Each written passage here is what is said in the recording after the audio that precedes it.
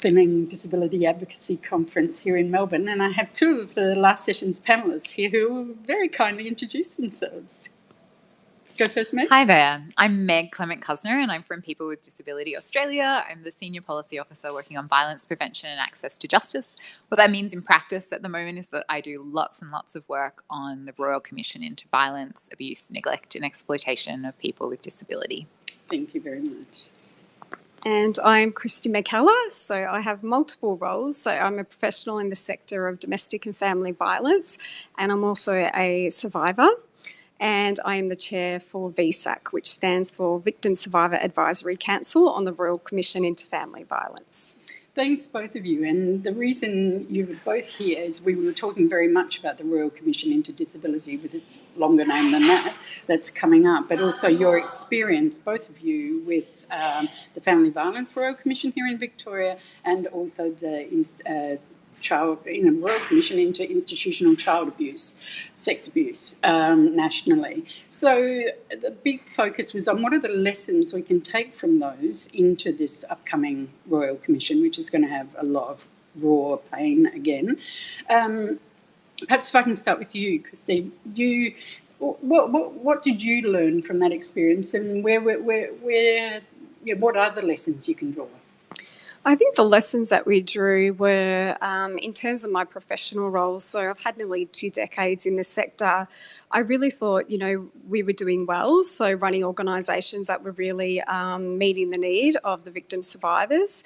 And I think what it was, the Royal Commission, sort of indicated that perhaps the need wasn't as it should be. And I think the key thing was keeping victim survivors at the centre.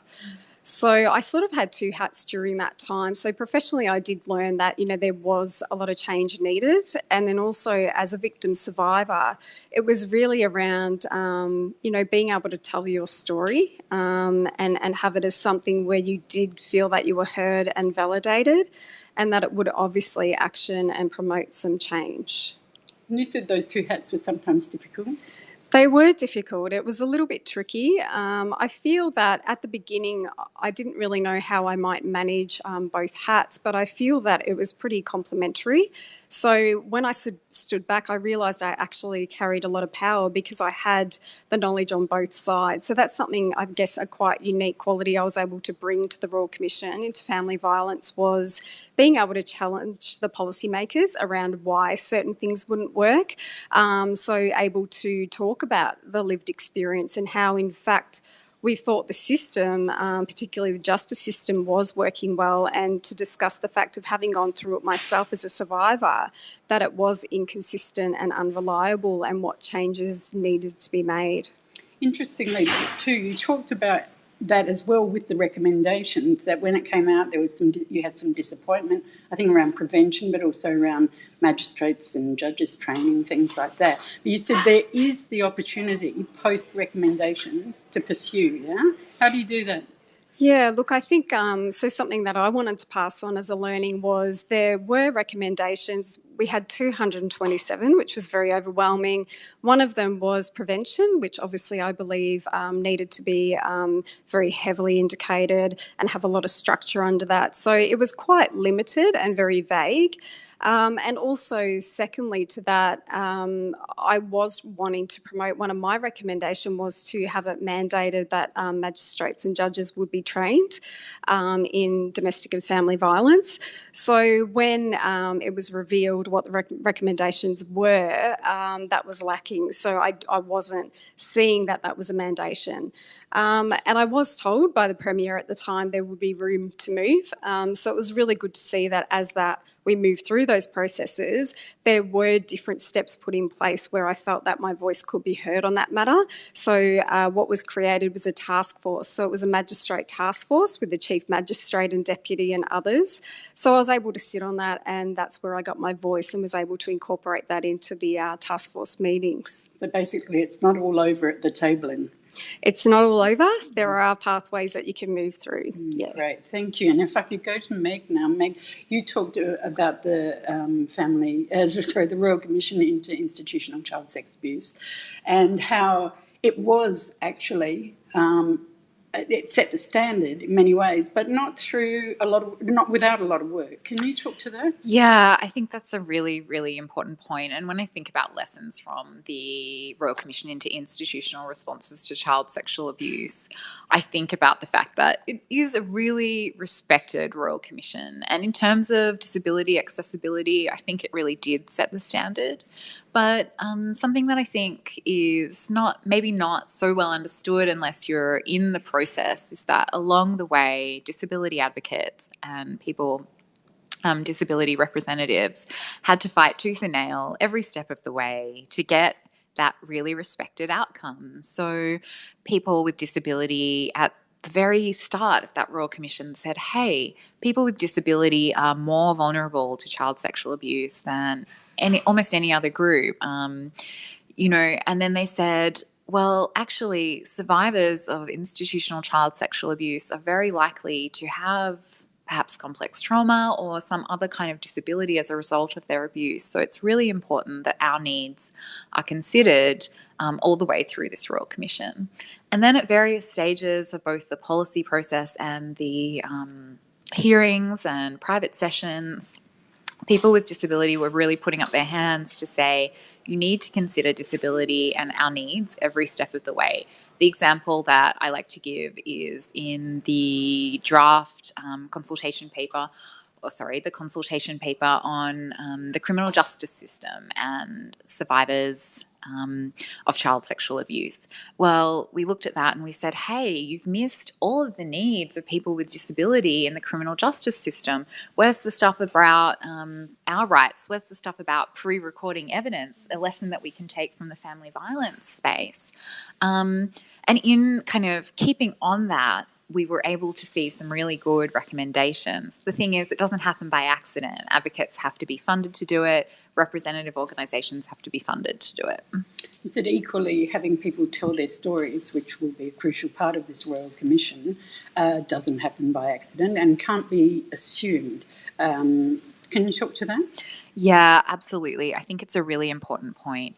I mean, we know that many survivor advocates have been calling for this Royal Commission, and so there are people with disability who have experienced violence, abuse, neglect, or exploitation who are ready to tell their stories straight away.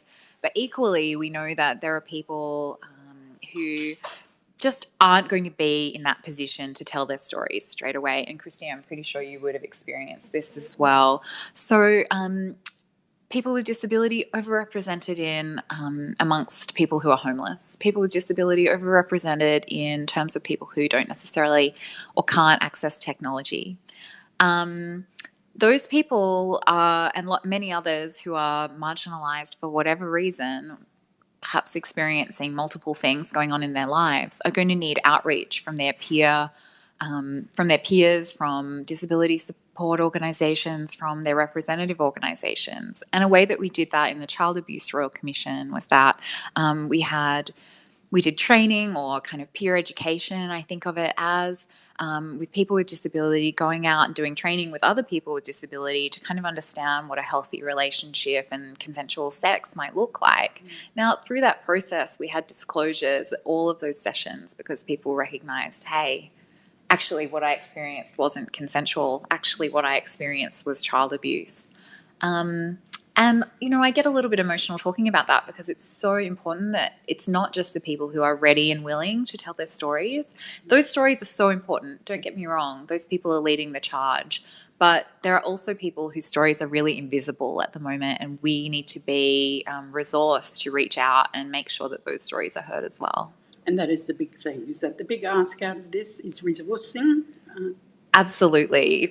If I could answer that one, I would just say that it's really important that advocacy and representation of people with disability is funded throughout this process, because without that, you're not going to get those quality outcomes that we saw in the Child Abuse Royal Commission, those quality recommendations, those quality reports that we really want. It really needs to be a combination of individual advocacy, systemic advocacy, so that policy work I was talking about, and that peer support, outreach, training, all of those things kind of combine to make a really good, accessible Royal Commission that is going to have centred the voices of people with disability and get the recommendations that we need it's fantastic that the government has put so much money towards this Royal Commission, and we don't want to see it go to waste. We want it to be put to the absolute best possible use so we get the best outcomes for people with disability. Fantastic. Meg, any other comments you'd like to make out of today's session or the conference here?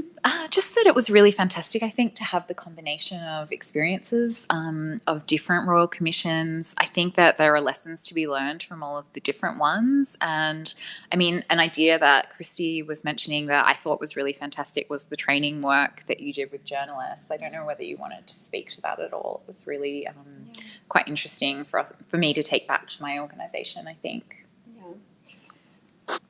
Yes, I can speak to that. That's great. So obviously one important step that as we moved through the Royal Commission into Family Violence, we did realise that media, the headlines, the content, it was highly inappropriate. It devalued and minimised the experience of survivors. So, one of those steps was to have advocates and survivors actually training the media, and it was actually a brilliant turnout. So we had a lot of different journalists there, and we ran a session about it. And I think the important factor was actually defining it. It sounds simple, but domestic and family violence, as Meg has pointed out, some people don't realise what it is. They don't know what's happening to them. They don't know. So to be able to bring up certain topics around whether it's financial abuse or spiritual abuse, child abuse from utero, these were the kind of things that journalists haven't heard of. So although they didn't intend on being offensive, some of the headlines were highly offensive. So I think it was around training them in sensitive and appropriate language, but also putting in, I think, just valuable stops for a victim survivor to be able to review that content. So we would have victim survivors speaking out, knowing that they would actually view a draft of that article. So they got to run their eyes across that and make sure that it was actually, in fact, their story that would be told. So that was hugely important. And I guess another point that I'd like to, sort of finish on is following on from Meg as well is, I really do hope that previous Royal Commissions can be a blueprint. I think we had a lot of learnings from ours, and I feel like for me, it was so important to finally realise that victim survivors need to be at the centre. And I feel because of the gains we've made with the policymakers and I guess people that would usually be termed as being in power as such, are having those conversations face to face. They are getting involved. They're learning what it is all about. So I think the really important key message to them was they needed to listen in order to learn what to do. So creating a new system that worked for people, not having a system whereby people needed to fit into that system was really integral. Fantastic. Thank you both very much. That was a really interesting session.